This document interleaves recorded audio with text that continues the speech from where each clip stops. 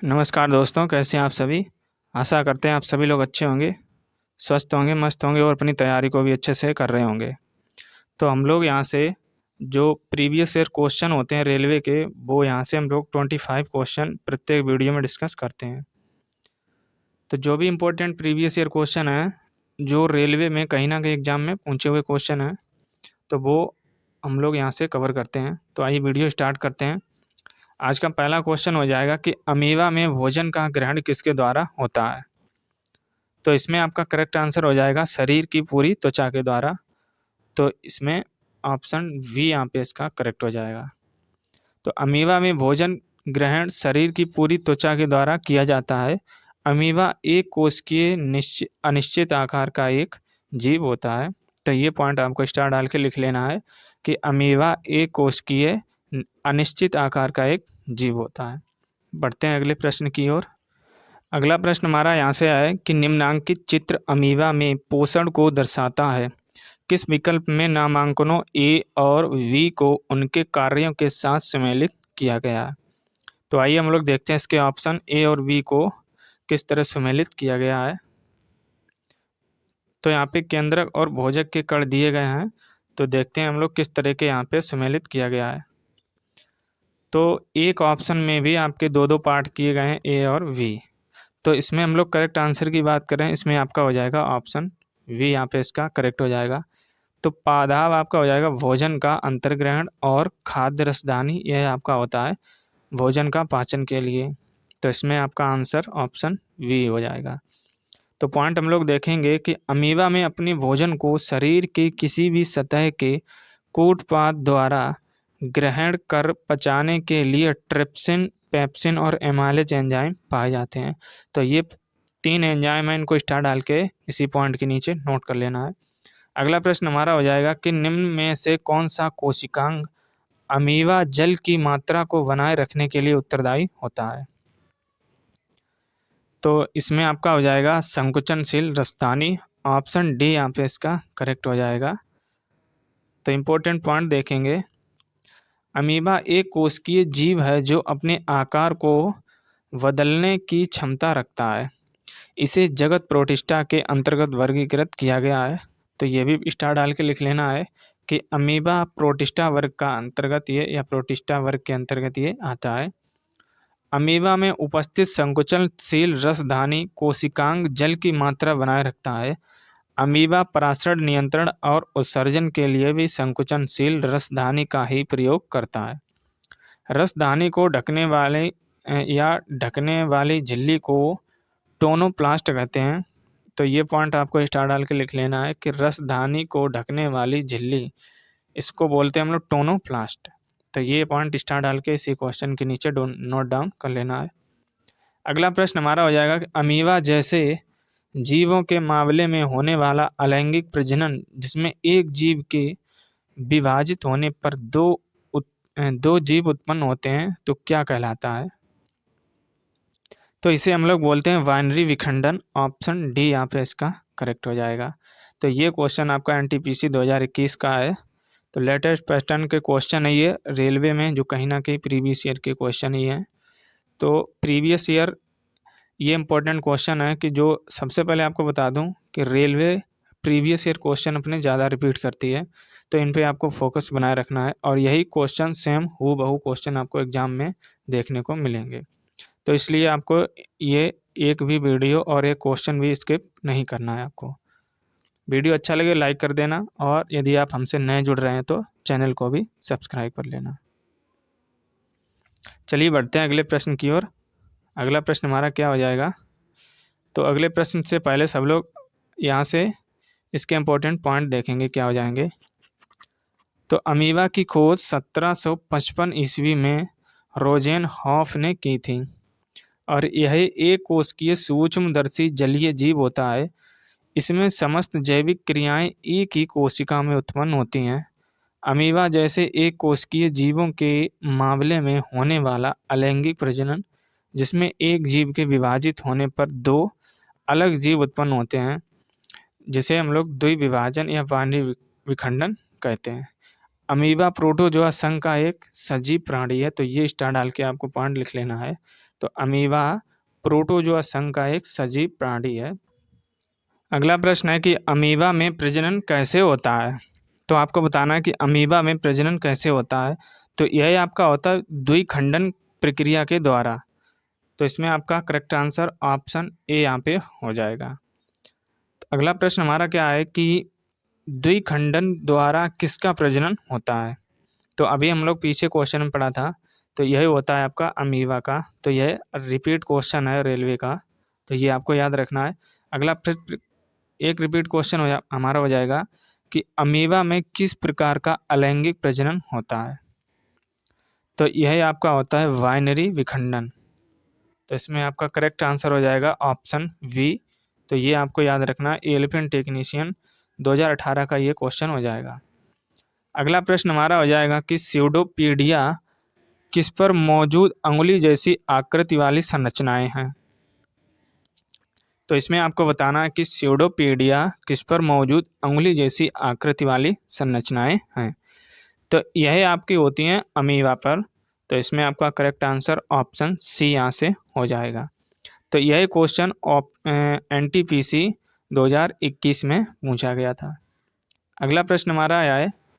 तो अगले प्रश्न से पहले हम लोग इसके इंपॉर्टेंट पॉइंट देखेंगे क्या हो जाएंगे। तो स्यूडोपीडिया अमीबा पर मौजूद अंगुली जैसी आकृति वाली संरचनाएं हैं। अमीबा में कूटपादों द्वारा गमन होता है। अमीबा इन कूटपादों की सहायता से किसी भी दिशा में चल सकते हैं। जब अमीबा में नए कूटपाद बनते हैं तो पुराने कूटपाद समाप्त हो जाते हैं और इनका जीव द्रव्य नए कूटपादों में आ जाता है। इस प्रकार अमीबा में गमन कूटपादों द्वारा होता है और स्यूडोपीडिया मुख्य रूप से एक्टिन तंतु होते हैं। तो ये भी पॉइंट याद रखने हैं। बढ़ते हैं अगले प्रश्न की ओर। अगला प्रश्न है कि क्लेमाइडोमोनास इनमें से किस किंगडम यानी वर्ग से संबंधित है। तो ये जो शब्द आपका दिया गया है क्लेमाइडोमोनास, यह किस वर्ग के अंतर्गत आता है। तो यह आता है आपका प्रोटिस्टा वर्ग के अंतर्गत। इसमें आपका करेक्ट आंसर हो जाएगा ऑप्शन वी। तो हम लोग सबसे पहले इसके इम्पोर्टेंट पॉइंट देखेंगे क्या हो जाएंगे। तो किंगडम वर्ग यानी प्रोटिस्टा में मुख्य रूप से एक कोशिकीय जीव एवं यूकैरियोटिक जीव शामिल किए गए हैं। इस जगत में विभिन्न प्रकार के शैवाल, स्लाइम मोल्ड और एवं प्रोटोजोआ आदि आते हैं। इनमें श्वसन अंग के रूप में माइटोकॉन्ड्रिया कार्यरत रहता है एवं इनके केंद्रक झिल्ली, गोल्जी काय, कोशिका झिल्ली के भीतर गुणसूत्र एवं अतः प्रद्रव्य जालिका आदि सभी अंग पाए जाते हैं। क्लेमाइडोमोनास अमीबा, अंटअमीबा, प्लाज्मोडियम, यूग्लिना और डाइटम यह आपके प्रोटिस्टा वर्ग से संबंधित होते हैं। तो ये जो पॉइंट है इनको नोट डाउन कर लेना है। बढ़ते हैं इसके अगले प्रश्न की ओर।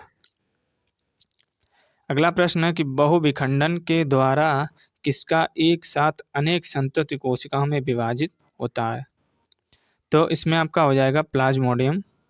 तो ऑप्शन डी यहाँ पे इसका करेक्ट हो जाएगा। तो इम्पोर्टेंट पॉइंट देखेंगे हम लोग। बहुविखंडन के द्वारा प्लाज्मोडियम एक साथ अनेक संतति कोशिकाओं में विभाजित होता है। प्लाज्मोडियम एक प्रोटोजोआ संघ का प्राणी है।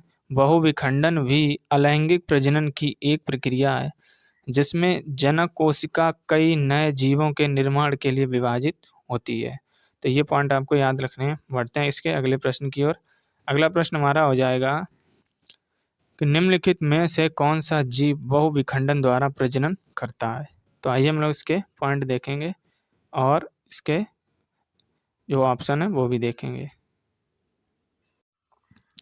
तो यहाँ पे ये रहे इस क्वेश्चन के ऑप्शन, जिसमें आपका करेक्ट आंसर हो जाएगा ऑप्शन सी प्लाज्मोडियम। तो यहाँ पे सी ऑप्शन इसका करेक्ट हो जाएगा। अगला प्रश्न हमारा हो जाएगा कि बहुविखंडन द्वारा प्रजनन करता है, तो इसमें कौन सा ऑप्शन हो जाएगा सही। तो प्लाज्मोडियम आपका बहुविखंडन द्वारा प्रजनन करता है। तो यही क्वेश्चन अभी हम लोग पीछे पढ़ चुके थे।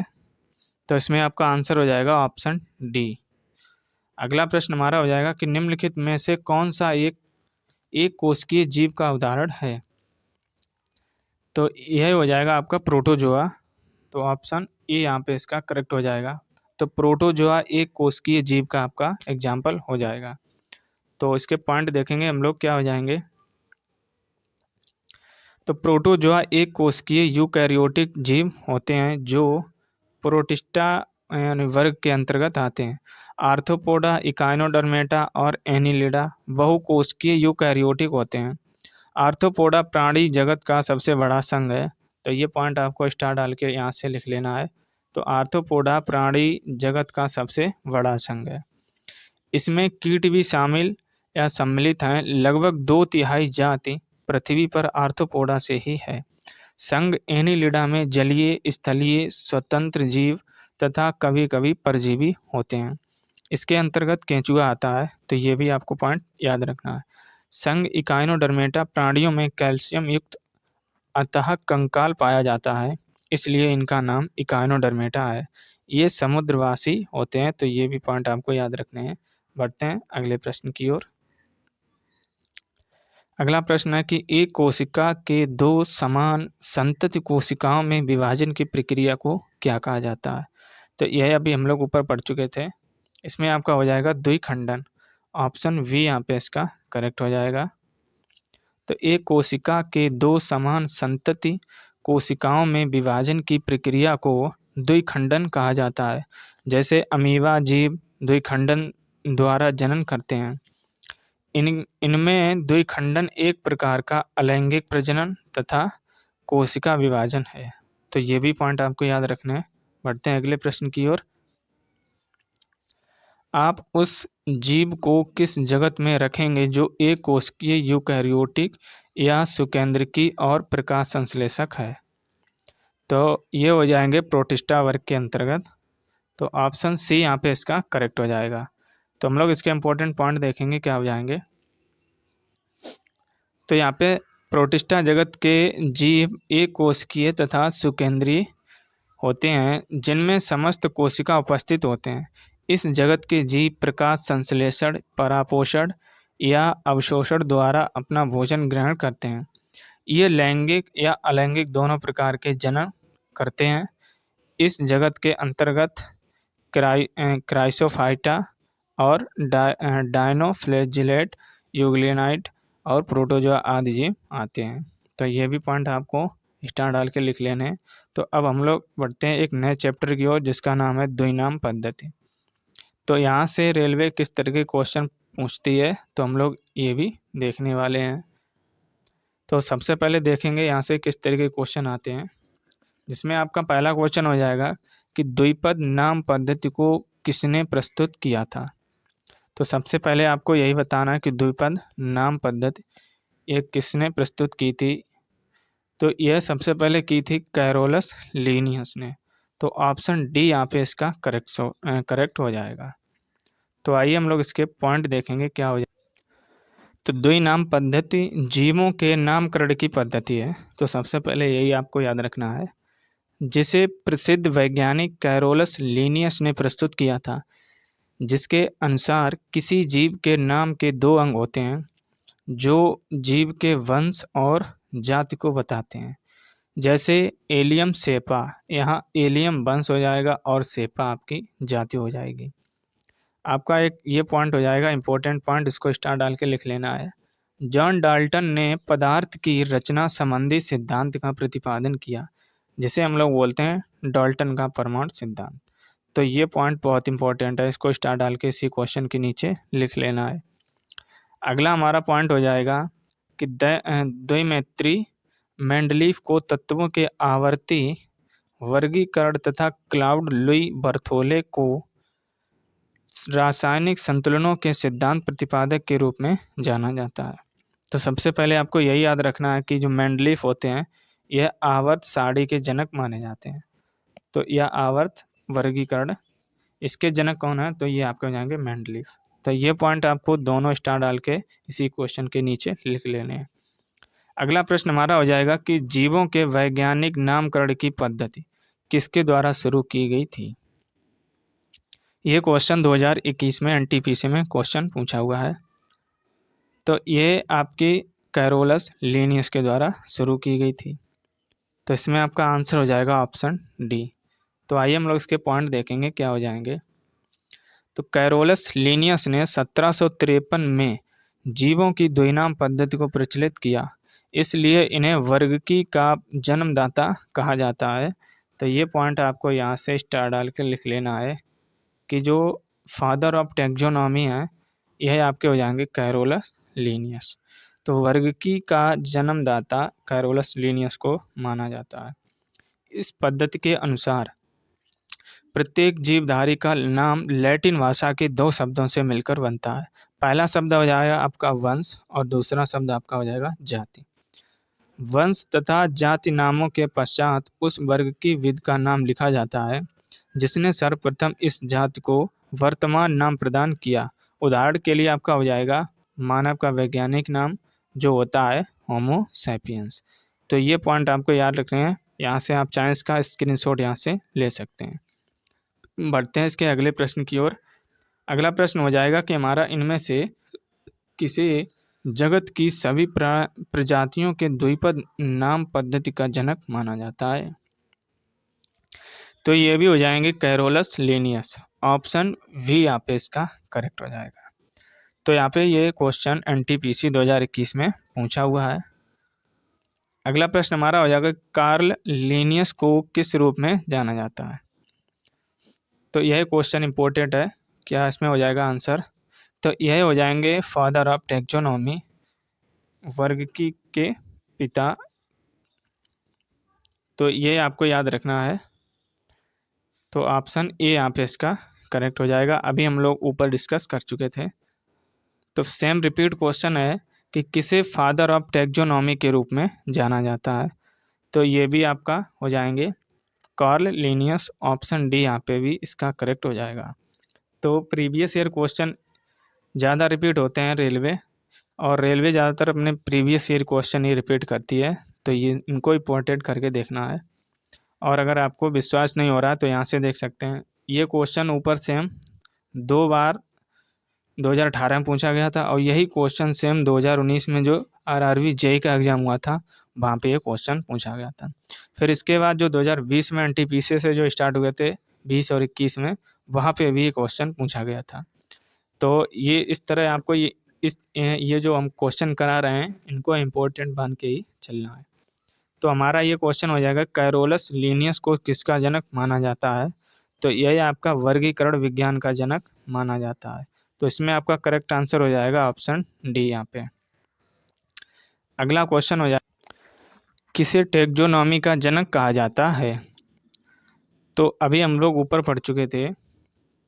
तो यह होते हैं लीनियस। कार्ल लीनियस को हम लोग कहते हैं। तो टैक्सोनॉमी का जनक कार्ल लीनियस को माना जाता है।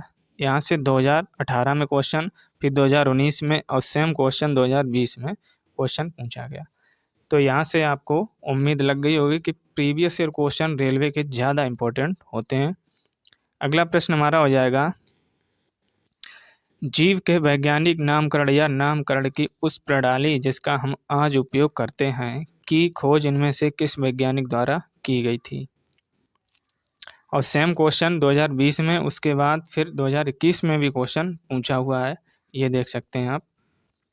तो इसमें भी इसका करेक्ट आंसर कैरोलस लीनियस वैज्ञानिक हो जाएंगे। ऑप्शन ए यहाँ पे इसका करेक्ट हो जाएगा। अगला क्वेश्चन हमारा हो जाएगा कि सिस्टेमा नेचुरी किसके द्वारा लिखी गई थी। तो यहाँ पे ये क्वेश्चन 2019 में क्वेश्चन पूछा गया था। तो ये बुक थी आपकी कैरोलस लीनियस की, जिन्होंने वर्गीकरण का इसमें जिक्र किया था और इसी में एक्सप्लेनेशन किया था। तो यही बुक आपकी हो जाएगी कैरोलस लीनियस की।